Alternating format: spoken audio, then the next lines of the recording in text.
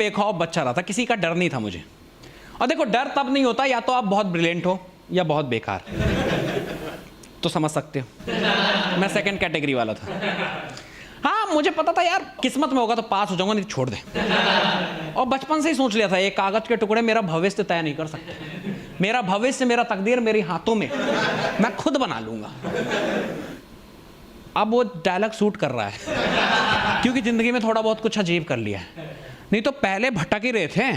पहले 2-3 साल तो ऐसा गया ना कि घर वाले पूछते थे करना क्या है, कर क्या रहा है तू। मैंने कहा पहले वक्त ने मुझे बर्बाद किया, मैं वक्त को बर्बाद करके रख दूंगा। कह रहा वक्त का कोई कुछ नहीं उखाड़ सकता बेटा, तेरी जिंदगी खराब हो रही है। मैंने कहा क्या ही फर्क पड़ता है, जिंदगी में है ही क्या। बहुत बेखौफ था यार, बच्चे डरते हैं ना कि रिजल्ट आ जाएगा, ऐसा हो जाएगा वैसा हो जाएगा, कम नंबर आ जाएंगे। मैं डरता ही नहीं था, मुझे पहले से पता है रिजल्ट क्या आएगा, क्योंकि पढ़ा ही नहीं तो आएगा क्या। तो मैं टेंशन फ्री था, मैं तैयारी करता था कि बस आसपास के जो घर में जितने भी लेदर बेल्ट है ना वो छुपा दो, आग लगा दो। और मैं इसलिए घर का काम जान चुका हूं क्योंकि बचपन से ही सपना था कि हाउस हस्बैंड बनूंगा, और ये मैं खौफ के मारे बन गया। इस रिजल्ट से पहले ना मैं घर के सारे काम खुद ही कर लेता था। मैं हूं ना, आप बस बैठे रहो, रिजल्ट के बाद खाना भी जब तक दे नहीं रही तब तक खा नहीं रहे क्योंकि गद्दार निकल जाते हैं ना। हाँ जैसे रिजल्ट अच्छा है कौन खाए, अब तो एटीट्यूड में हम तो राजा बाबू बन गए। भाई सच बताओ तो हमारे पेरेंट्स को डायलॉग बोलना चाहिए था, गद्दारी करवे तो जो मीम चल रहा है। तो वैसे थे भाई, तो रिजल्ट की अपने को टेंशन नहीं थी हमेशा से, और सारे सब्जेक्ट क्लियर हो जाते थे। मुझे प्रॉब्लम सिर्फ मैथ से है। मैं सच बता रहा हूँ, आर्यभट्ट मुझे अभी जिंदा होता ना मैं मार देता। क्यों करा तूने जीरो का आविष्कार, क्योंकि वही मेरे पीछा नहीं छोड़ रहे भाई, हर रिजल्ट में जीरो। हाँ एक बार 100 में से 0 आए, टीचर कह रही है चेक कर लो पेपर, कहीं गलती तो नहीं कर दिया। मैंने कहा इसमें चेक क्या करूं, 100 में से 0, ऑफ कोर्स खाली सीट नाम तो लिखा है मैंने कहा नाम की हैंडराइटिंग अच्छी लगी हो तो 1 नंबर दे दो, घर वालों को बताऊंगा तो सही, 1 नंबर तो लाया हूं, कुछ तो हुआ। कह रहा नहीं 0 डिजर्व करता है, नाम के नंबर नहीं होते। मैंने कहा इससे अच्छा पेपर देने नहीं आता, ए भी अच्छा लगता है 0 से तो। हाँ और मेरे बगल में दूसरा बंदा 100 में से 100 आए, पेपर चेक कर रहा है, इतना पागल हो गया। मैंने कहा आप क्या चेक कर रहा भाई, 100 में से 100 आ तो गए। कह रहा पता नहीं पर मुझे मैं सेटिस्फाई नहीं हूँ। 100 में से 100 आए हैं, अब कितना सेटिस्फेक्शन चाहिए तुझे है, मेरे नंबर भी ले ले। तो मुझे बस जिंदगी में यही थी उम्मीद। देखो कहते हैं ना कि आप बड़े ख्वाब रखोगे तो थोड़ा बहुत तो पहुंच ही जाओगे ना। मेरे ख्वाब ही कितने थे, 33 पासिंग मार्क्स।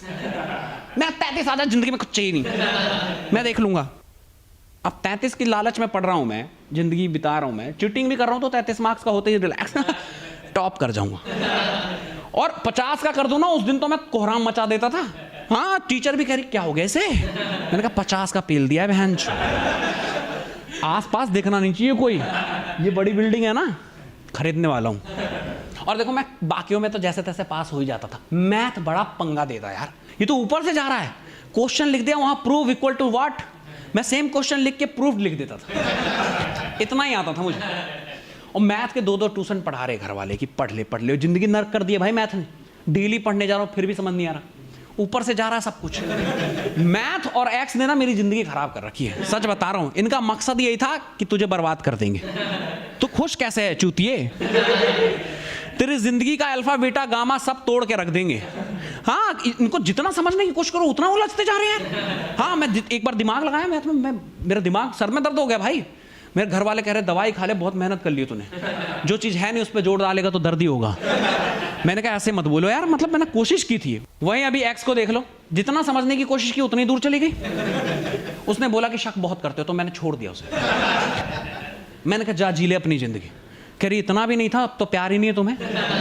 मैं चाहती क्या है, जब प्यार दिखाऊं तो चेप हो रहे हो, छोड़ दूं तो प्यार ही नहीं है, करे क्या मजबूर बंदा। तो इसलिए समझना ही छोड़ दिया मैंने, है ना। और भाई रिजल्ट का देखा आपने, बड़ा मतलब अलग ही सीन है। मैं तो सच बताऊं ना तो मैं भिखारियों की वजह से पास हुआ, मेरी मेहनत नहीं है। ये 10th 12th के रिजल्ट, हाँ 12th पे C लिखा हुआ है, अब चूतिया मत जज कर लेना। अरे कंपार्टमेंट आ गया था, हाँ तो अभी भी जज कर लेते हैं, कहते हैं तेरे तो रिजल्ट पे C लिखा है। भोसड़ी के वो C है कंपार्टमेंट, पास तो हो गया ना मैं अपनी मेहनत से। मेहनत ही क्या, मतलब दुआओं से हुआ हूँ, मुझे दुआएं मिली, क्योंकि जिस तरीके के मेरे हालात थे, पास तो छोड़ो मतलब नंबर भी नहीं आने चाहिए, पर मैं कम से कम पास तो हो गया।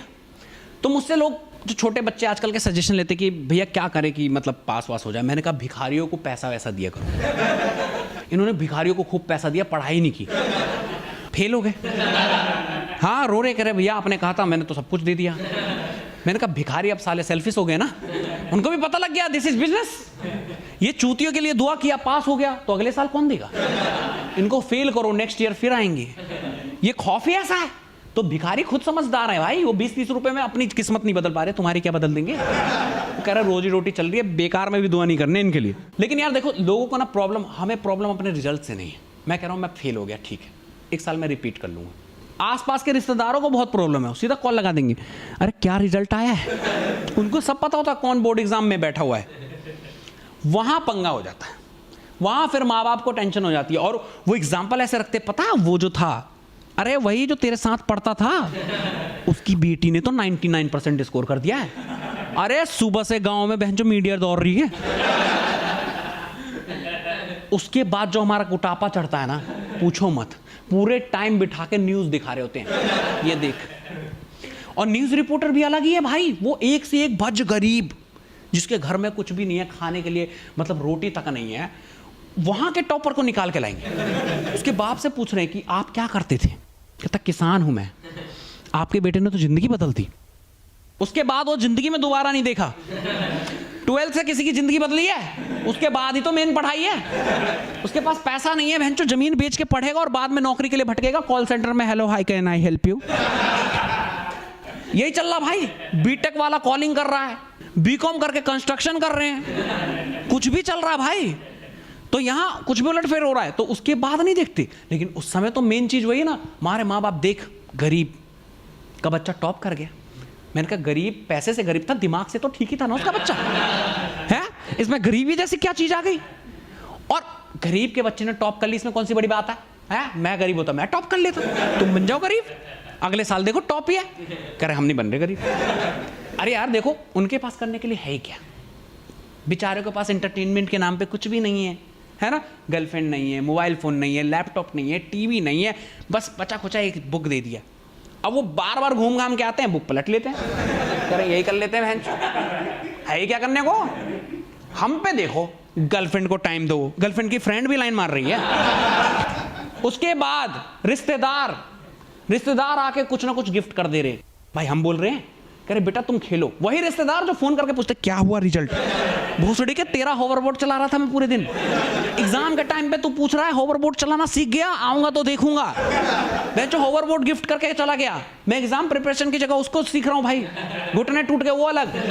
भाई हम इतना सब कुछ करते हैं, देख रहे हो, टीवी देख रहे हैं, मोबाइल चला लिया, ये गेम खेल लिया, वो गेम खेल लिया, उसके बाद भी हम पास हो जा रहे। कितनी बड़ी अचीवमेंट है यार, हमें प्राउडली बोलना चाहिए। मैं कह रहा हूं गरीब के बच्चे को एक बंदी पटाके दे दो, साला पास। मैं कह रहा हूं जिंदा ना रहे, वो मरवा देगी भाई लड़की। आसान चीज नहीं है हम जो झेल लेते हैं। तो हमें गरीबों के बच्चों से तुलना तो मत करो। हाँ मम्मी कह रही है देखो उसके पास लाइट भी नहीं है, स्ट्रीट लाइट में पढ़ा है। तो मैंने कहा स्ट्रीट लाइट की रोशनी तो आपके बल्ब से 10 गुना ज्यादा है ना, ये कौन सा एक्सक्यूज है? स्ट्रीट लाइट तो थी ना उसके पास। कहते तू बहस बहुत करता है, बात नहीं समझता मैं जो कहना चाहती हूँ। मेरी माँ कहती है मेरे कहने का कुछ और मतलब था कि तुझे फैसिलिटी दी, इतनी सारी चीजें दी, तू पढ़ नहीं पाया। मैंने इसलिए तो नहीं पढ़ पाया। कंफर्ट में कौन आसमान छुआ है भाई, है? अगर तुम्हें इंसान को उस लेवल तक बनाना तो उस तरीके का दर्द देना पड़ेगा ना, है? तुम उठ के कल को बोल दोगे कि जाओ फौज की तैयारी करो, मैं बहन चो कार से नीचे नहीं उतरा, मैं दुश्मन से क्या लड़ूंगा? अपने पैरों में ही टकरा के गिर जाऊंगा। जिसने जिंदगी में भागना नहीं सीखा उसको तुम सीधा रेस में दौड़ा रहे हो। अगर तुम्हें रेसर ही बनाना था तो बचपन से बताना था ना। हाँ हमारे साथ भी यार 12th तक ऐसे राजा बाबू की तरह पाला है, सारे ख्वाहिशें A to Z खर्चा दे रहे। उसके बाद 4 साल इधर कॉलेज, है ना, उसके बाद 1-2 साल घर पे बिठा के खिलाया, फिर कोरोना ने मौज दिलाए, उसके बाद कह रहे जाओ कमाओ। ये क्या लॉजिक है भाई, है? ऐसे थोड़ी होता है भाई। अगर किसी को योद्धा बनाना है ना, फाइटर बनाना है, तो उसको वो कला स्टार्टिंग से सिखानी पड़ती है ना। ये थोड़ी ना कि जा लड़ ले, है ना। तो आजकल कोई कुछ भी कर रहा है, किसी का ऐसा नहीं है कि गोल पता है। ये कहने की बातें, लोग कामयाब हो जाते हैं, वो कामयाब बकचोदी कर देता भाई। हाँ कामयाब इंसान को लगता ही यही है कि बहनचोद कामयाबी तो रोड पे पड़ी थी, हमें तो वही मिली है, तुम्हें नहीं मिली क्या? है उठाओ जाके वहां से। उनको इतना ईजी लगता है, सच बता रहा हूं। और आज के डेट में कोई कुछ भी कर रहा है भाई। बीटेक करने के बाद MBA करके बैंक में नौकरी कर रहे हैं, बीकॉम वाला MBA करके बहनचोद कुछ और कंस्ट्रक्शन लाइन में घुसा हुआ है। कोई कहीं कुछ भी कर रहा है, तो ऐसा कुछ जज मत करो भाई। और यहाँ पे देख लो यार, मेरे दोस्त की एग्जांपल बता दो, वो दिन रात जिम करके बॉडी बनाई, बगल वाले से लड़ाई, पतला सा लौंडा पील गया, उसके पास पिस्टल थी। तो हर बाप का एक बाप होता है। तो ये समझ लो कि जिंदगी में जो तुम्हारे पास है उसी का खुश रखो, फ्यूचर कुछ भी नहीं है भाई, आज ही है, रोज लो मौज लो, ना मिले तो खोज लो, कल की चिंता करोगे तो आज भी गया।